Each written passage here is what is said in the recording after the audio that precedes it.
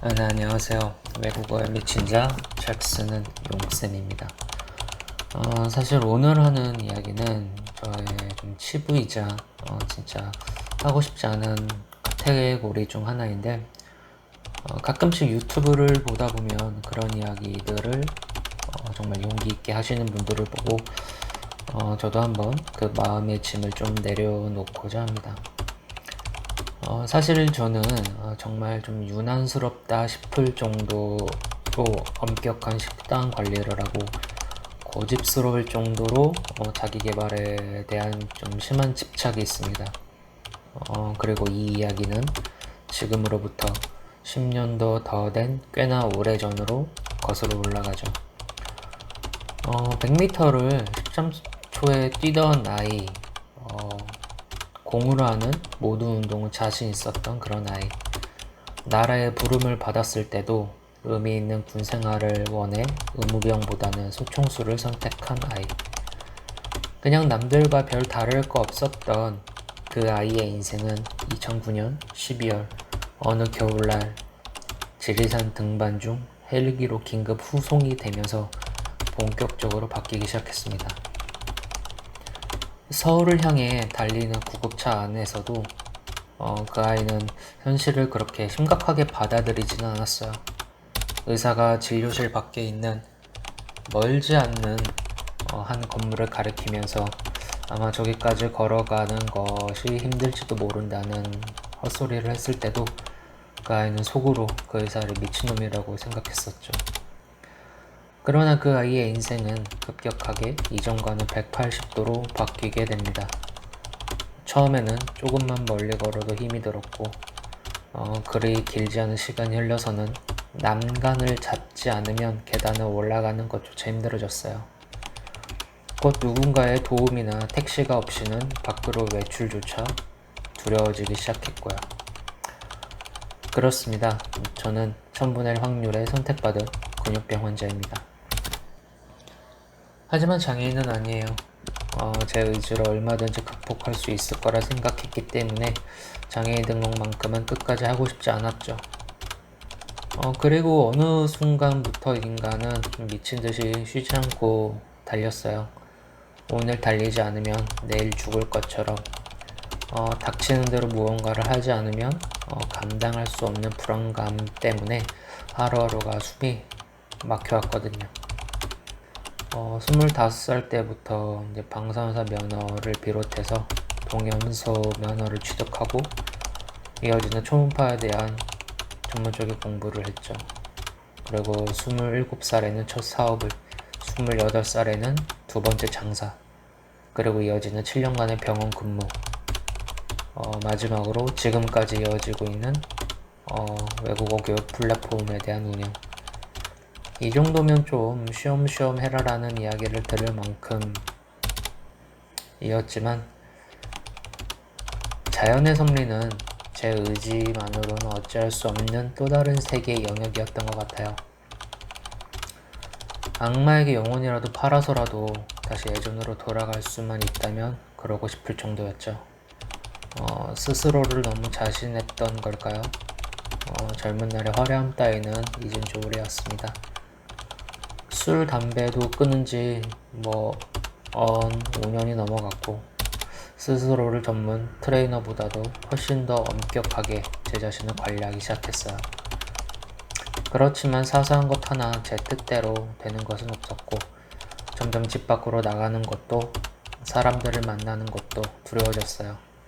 도움 없이 혼자서 샤워를 하고 나와서 겨우겨우 몸을 추스리던 중 미끄러져 넘어지는 바람에 119가 출동했을 때도 화장실에서 잘못 넘어지는 바람에 손이 흉부를 압박해 숨을 못 쉬어 죽을 뻔했던 때도 변해버린 나의 모습이 주위 사람들에게 안타깝게 비춰지는 것이 죽기보다 싫어서 더 날카로운 자존심을 내세우며 가시로 저를 감싸 안아 제 자존감을 지키려 했지만 이제는 그조차 무의미해져 버리고 세상은 저에게 점점 무거워져만 갔습니다.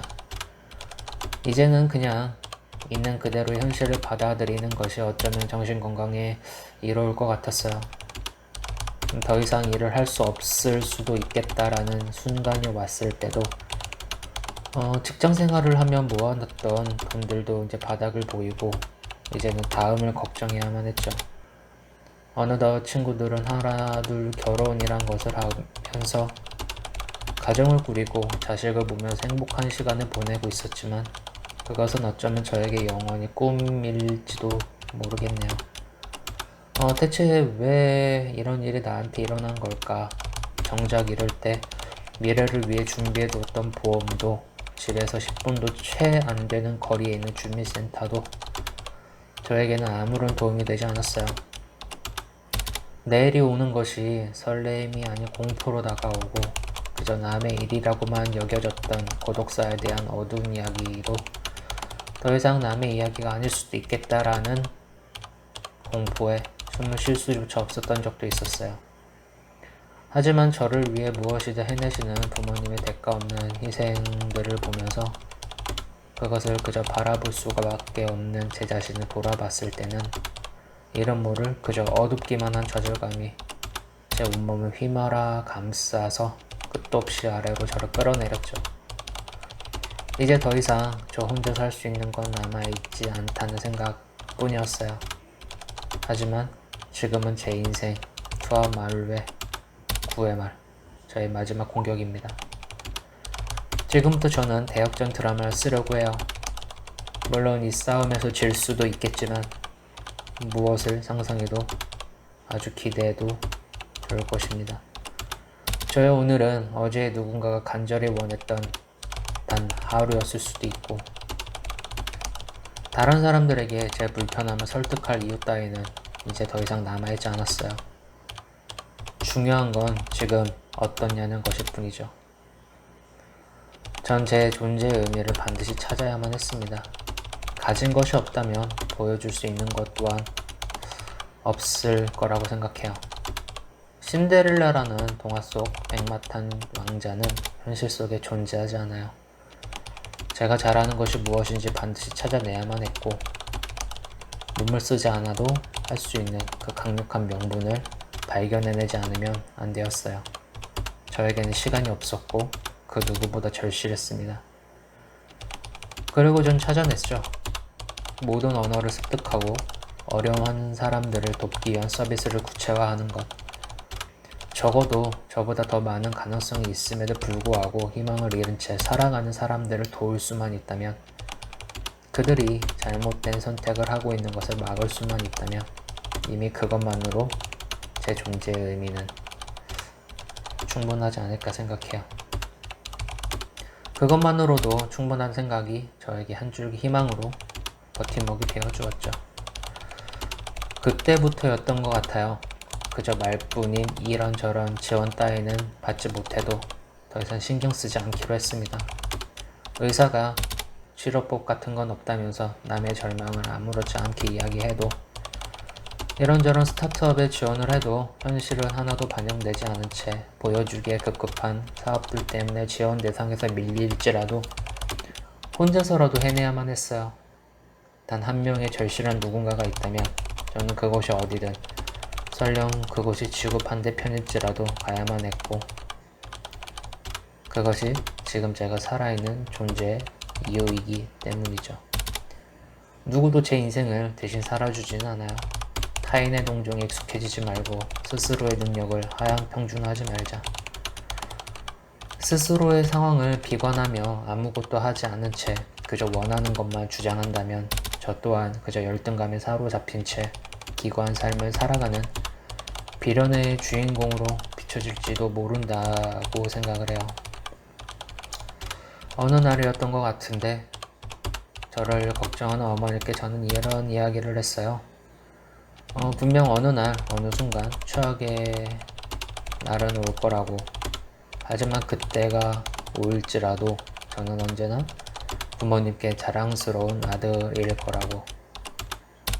그러니까 걱정하지 마시고 이 아들 믿으시라고.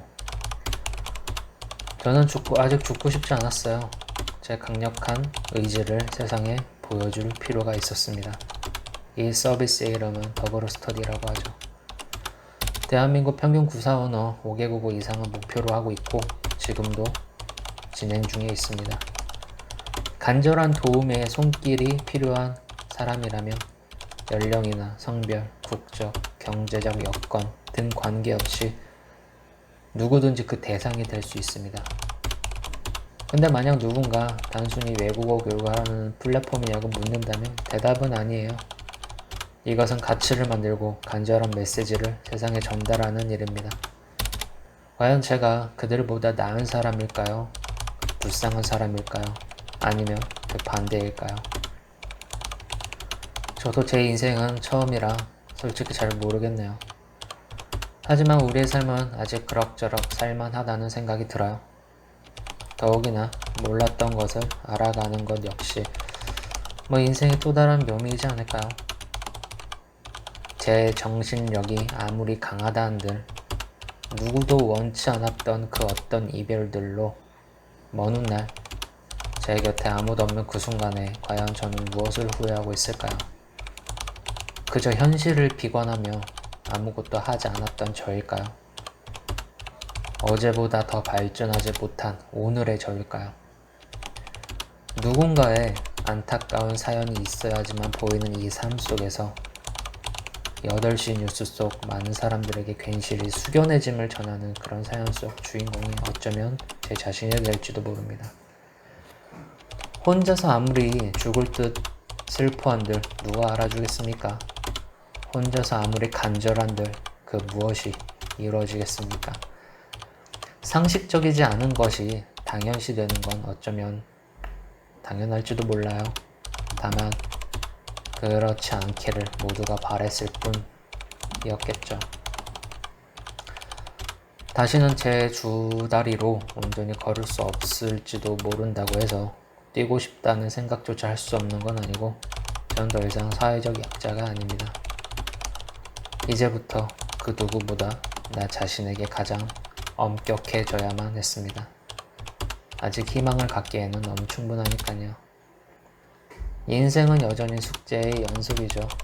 30년이 지난 지금에서야 저는 비로소 알게 된 사실이 하나 있었어요. 어머니는 단팥죽을 많이 좋아하신다는 것이죠. 제 이야기는 이제부터 새롭게 시작합니다. 제가 그 어떤 시련에 아무리 괴로워할지라도 괜찮다고 지금 충분히 잘하고 있다고 말씀해 주시면서 그 느낌에 울부짖는 저의 두 어깨를 언제든 진정시켜 주시는 작지만 따뜻한 두 손이 있었어요. 6살에 처음 간 롯데월드에서 길을 잃고 울며 불며 엄마를 찾아 헤맸을 그때에도 어머니는 그 수많은 사람들 속에서 저를 찾아 한참을 꼭 안아주셨죠.